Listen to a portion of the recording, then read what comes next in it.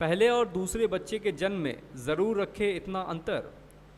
वैसे तो सभी माता पिता के लिए अपने बच्चों को जन्म देना एक सौभाग्य की बात होती है। वहीं कुछ माता पिता अपनी आर्थिक स्थिति और सेहत को देखते हुए सिर्फ एक ही बच्चे के साथ रहने में यकीन रखते हैं, लेकिन दूसरे बच्चे को लेकर परिवार का प्रेशर होने के कारण कुछ लोग दूसरे बच्चे की प्लानिंग करने लगते हैं, जिस कारण वो अक्सर ये भूल जाते हैं कि उनके बच्चों के जन्म में कितना अंतर होना चाहिए।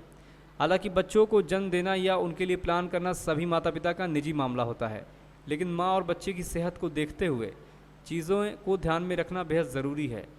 आज हम आपको बताने जा रहे हैं कि दो बच्चों के जन्म में कितना अंतर होना चाहिए और क्यों। आपको दूसरा बच्चा कब चाहिए ये तो आप पर ही निर्भर करता है, लेकिन दूसरा बच्चा प्लान करने से पहले माँ की सेहत को ज़रूर ध्यान में रखें। जब महिला पहले बच्चे को जन्म देने के बाद पूरी तरह से स्वस्थ हो जाए तभी दूसरे बच्चे को लेकर सोचना चाहिए। हालांकि दूसरे बच्चे में बहुत कम या ज़्यादा अंतर होने से आपको कुछ फ़ायदे और नुकसान होते हैं। पहले और दूसरे बच्चे में 12 से 18 महीने का अंतर होने से उनके बीच गहरा संबंध होता है, लेकिन दो बच्चों के बीच कम अंतराल होने पर भी माँ की सेहत पर बुरा असर पड़ता है। दरअसल दोनों बच्चों को साथ में ब्रेस्ट फीडिंग कराना, रात भर उनके साथ जागे रहना, दोनों बच्चों की जिम्मेदारी एक साथ उठाना माँ की सेहत पर बुरा असर डालती है।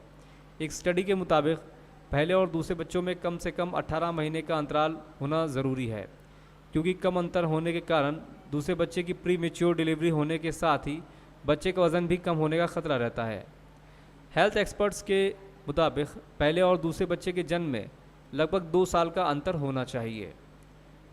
उनका कहना है कि दो बच्चों के बीच 2 साल का अंतर होने से माँ और बच्चा दोनों की सेहत अच्छी रहती है। अगर बच्चों के जन्म में 3 साल का अंतर होता है तो पहला बच्चा थोड़ा और समझदार होने लगता है। साथ ही बच्चे को जन्म देने और ब्रेस्ट फीडिंग कराने के बाद माँ के शरीर में आई कमज़ोरी भी उस समय तक बिल्कुल ठीक हो जाती है। इसके अलावा बच्चों की उम्र में अंतराल होने से माता पिता के बच्चों की सही ढंग से परवरिश कर पाते हैं। वर्ल्ड हेल्थ ऑर्गेनाइजेशन के मुताबिक पहले और दूसरे बच्चे के जन्म में लगभग 24 महीनों का अंतर होना बेहद ज़रूरी होता है, क्योंकि 24 महीनों में महिला की सेहत में पूरी तरह से सुधार हो जाता है।